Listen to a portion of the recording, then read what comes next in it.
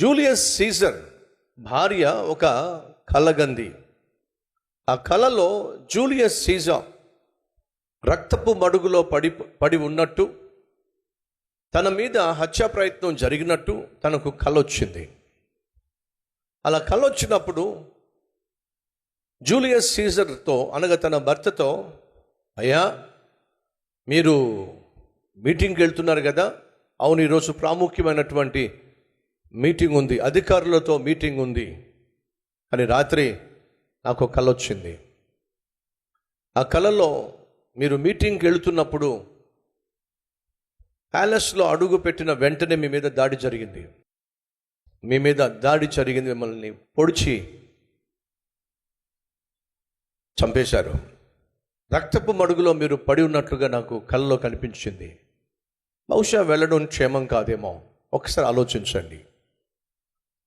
రాణి ఎప్పుడూ కూడా ఇలాంటిది చెప్పలేదు. ఫస్ట్ టైం ఆ విధంగా చెప్పేసరికి జూలియస్ సీజర్ కూడా ఎంతో కొంత కంగు తిన్నాడు. సాధారణంగా ఇలాంటిది ఏదైనా భార్య కావచ్చు, బంధువు కావచ్చు, స్నేహితుడు కావచ్చు, మీకు ఫోన్ చేసి ఎందుకో నాకు ఒక కల వచ్చింది, అది నాకు పీడకల, మంచి కల కాదు, కానీ ఎందుకైనా మంచిది, కొంచెం జాగ్రత్తగా ఉండు అని చెబితే మనం జాగ్రత్త పడతాం లేదా? ఖచ్చితంగా జాగ్రత్త పడతాం. అలాగే సరే నీకు అంత నా ప్రాణానికే ముప్పు ఉందని తెలిసినప్పుడు నేనే వెళ్తాను, సరే అయిపోతలే అని చెప్పి అంటున్నప్పుడు జూలియస్ సీజర్కు బహు దగ్గరగాను నమ్మకంగా ఉన్నటువంటి తన సహచరుడు జూలియస్ సీజర్ని చూసి, రాజా అక్కడ అధికారుల పెద్దల మీటింగ్ ఉంది, అందరూ మీకోసం ఎదురు చూస్తున్నారు. ఇప్పుడు రాణి గారికి ఏదో కల వచ్చిందని, ఆ కళ ఏదో నిజమైపోతుందని, మహారాజు అయినట్టు నువ్వు కళ్ళకు భయపడడం ఏమిటి? ఆ కళలో మీ మీద హత్యా ప్రయత్నం జరిగినట్టుగా కనిపించినంత మాత్రాన ఇంత మహాచక్రవర్తివి కదా, మీ మీద దాడి ఎలా జరుగుతుంది?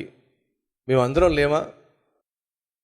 రాజా, ఒకవేళ మీరు మహాచక్రవర్తి అయ్యుండి కూడా పెద్దల సమావేశానికి రాకుండా ఆగిపోయిన కారణం ఏమిటంటే రాణిగారు పర్మిషన్ ఇవ్వలేదు అనే మాట బయటికి వెళ్ళింది అనుకోండి, అందరూ మిమ్మల్ని హేళన చేస్తారు. రోమా సామ్రాజ్యానికి చక్రవర్తి జూలియస్ సీజర్ అయినప్పటికీ కూడా రాణి మాట జవదాడడు, రాణి కూర్చోమంటే కూర్చోంటాడు, లేవమంటే లేస్తాడు అన్నట్టుగా వార్త బయటికి వెళ్తే అది మీ పరిపాలనకే ప్రమాదంగా మారుతుంది. అయినా మీ యోగక్షేమాలు కోరేవానిగా, పరిపాలన బాగుండాలని ఆశించేవానిగా నేను చెప్పాల్సింది చెప్పాను రాజా, తుదకు మీరే నిర్ణయం తీసుకోండి. సందిగ్ధ స్థితిలో పడినటువంటి జూలియస్ సీజర్ ఒకవేళ భార్య మాట విని నేను ఆగిపోయినట్లయితే ఈ విషయం కాస్త బయటకు వెళ్తే నన్ను ఖచ్చితంగా తక్కువ చేసే మాట్లాడతారు, సరే వెళ్దాం పదా అని చెప్పి భార్య మాటను పట్టించుకోకుండా ఆ రోజు జూలియస్ సీజర్ ఆ పెద్దల సభలోనికి వెళ్ళే ప్రయత్నం చేశాడు. అలా ఆ ప్యాలెస్లో తాను ప్రవేశించాడో లేదో అమాంతంగా తన మీద దాడి జరిగింది. అమాంతంగా వెనక నుంచి వచ్చి జూలియస్ సీజర్ని పొడిచి చంపేశాడు. దారుణం జరిగింది. ఇలా ప్రపంచంలోనే బహు బలమైనటువంటి సైన్యము కలిగిన, ప్రపంచాన్నే గెలిచినటువంటి సామ్రాజ్యముగా పిలువబడిన రోమా సామ్రాజ్యానికి చక్రవర్తిగా ఉన్నటువంటి మహాసైన్యము కలిగి ఉన్నటువంటి ఈ మహారాజుగా పిలువబడినటువంటి జూలియస్ సీజర్ అమాంతంగా చంపివేయబడ్డానికి కారణం తెలుసా?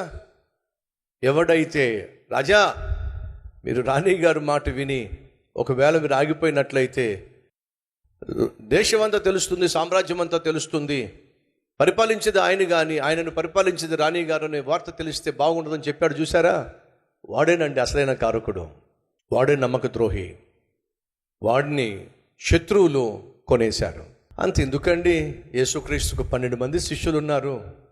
ఆ 12 మంది శిష్యుల్లో యేసును పట్టివ్వడానికి ఎవరిని కొన్నారో చెప్పండి. యేసు ప్రేమించిన, యేసు పిలుచుకున్న, యేసు పరిచర్య ఇచ్చిన, యేసుకు బహు దగ్గరగా ఉన్న, అంతేకాదండి ఎవరికి మీరు డబ్బు సంచిస్తారు? మీ ఇంట్లో మీరు ఎవరినైతే బాగా నమ్ముతారో వాళ్ళకి డబ్బు సంచిస్తారు. ఇంట్లో ముగ్గురు కొడుకులు ఉన్నారనుకోండి, ఆ ముగ్గురు కొడుకుల్లో ఎవరికి మీరు ఒకవేళ డబ్బు సంచి ఇవ్వాల్సి వస్తే ఎవరికి ఇస్తారు? ముగ్గురులో ఎవరినైతే మీరు బహుగా నమ్ముతారో వాడికే కదండి. 12 మంది శిష్యుల్లో మీకు తెలుసా ఎవరు యేసుక్రీస్తు యొక్క ఖజానాను ఆపరేట్ చేసేవాళ్ళు తెలుసా అండి? ఫైనాన్స్ డిపార్ట్మెంట్ను చూసుకుంది ఎవరో తెలుసా? యూదా ఇస్కరియోతు. అనగా యేసు యూదాను బహుగా నమ్మాడండి. యేసు యూదాను బహుగా నమ్మాడు కాబట్టే నమ్మక ద్రోహం చేయగలిగాడు. మరలా చెప్తున్నా, మన జీవితాల్లో దూరం నుంచి వేసే బాణాల కంటే పక్కనే ఉండి పొడిచే బాణాలు బహుసూటిగా దిగుతాయి, లోతుగా దిగుతాయి. కాబట్టి సహోదరులు, దూరం నుంచి వచ్చేటటువంటి విమర్శల కంటే, దూరం నుంచి వచ్చేటటువంటి నిందల కంటే, మళ్ళా జ్ఞాపకం చేస్తున్నా, నువ్వు బహుగా ప్రేమించే వాళ్ళ ద్వారా వచ్చే గాయాలు, నిన్ను బహుగా ప్రేమిస్తున్నాను అని చెప్పేటటువంటి వాళ్ళు చేసేటటువంటి గాయాలు బహు లోతుగా దిగుతాయి. యేసు బహుగా ప్రేమించాడు 12 మంది శిష్యులలో. వారిలో ఒకడిని బహుగా నమ్మాడు, యూదా ఇస్కరియోతు. మామూలు గాయం చేయలేదండి, చరిత్రలో మాసిపోని గాయాన్ని చేశాడు. లోకరక్షకుడైన యేసుక్రీస్తునే 30 వెండి నాణేలకు అన్యాయంగా తన నమ్మకాన్ని అమ్మేసి పడేశాడు. ప్రశ్న వేయాలని అనుకుంటున్నాను, ప్రేమించబడ్డం గొప్ప అంటారా? నమ్మకం పొందుకోవడం గొప్ప అంటారా? ఏది సులువో చెప్తారా? ఏది కష్టం? ఒక వ్యక్తిని ప్రేమించడం కష్టమా? ఒక వ్యక్తిని నమ్మడం కష్టమా? అర్థం అవుతుందా? దేవుడు అందరినీ ప్రేమించాడు, కానీ అందరినీ మాత్రం నమ్మే ప్రసక్తి. నీ జీవితంలో ఏదైనా గొప్ప వ్యక్తిత్వం ఉంది అని అంటే ప్రేమించబడ్డం కాదో, నమ్మదగిన వ్యక్తిగా జీవించటమే అన్నిటికంటే విలువైన వ్యక్తిత్వం. ఈ విషయాన్ని అస్సలు మర్చిపోకండి.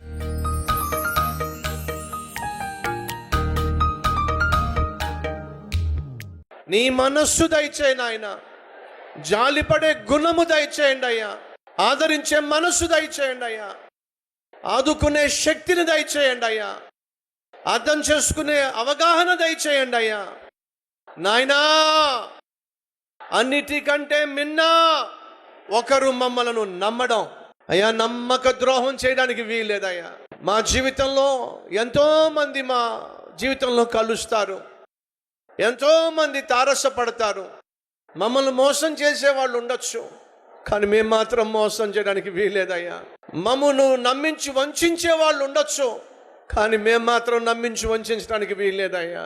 అయ్యా, మా జీవిత కాలంలో మాకు తారసపడే వారిలో, మేము ప్రేమించిన వారిలో, మమ్మను ప్రేమించిన వారిలో, నా అనుకున్న వారిలో నాయన ఏ ఒక్కరికి మేము అన్యాయం చేయడానికి వీల్లేదయ్యా, ద్రోహం చేయడానికి వీల్లేదయ్యా, నమ్మించి వంచడానికి వీల్లేదయ్యా.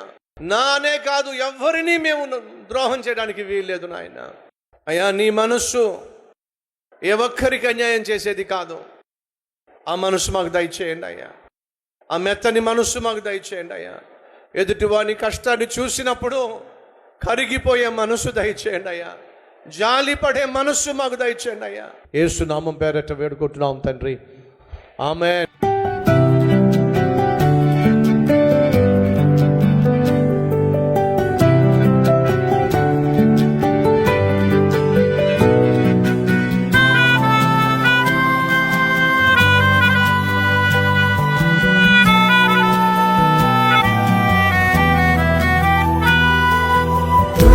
డైలీ డివోషన్ మీకు ఆశీర్వాదకరంగా ఉంటే 10 మందికి షేర్ చేయండి, లైక్ చేయండి, ఒక కామెంట్ పెట్టండి. దేవుడు మీకు తోడే ఉండను గాక. షలోమ్.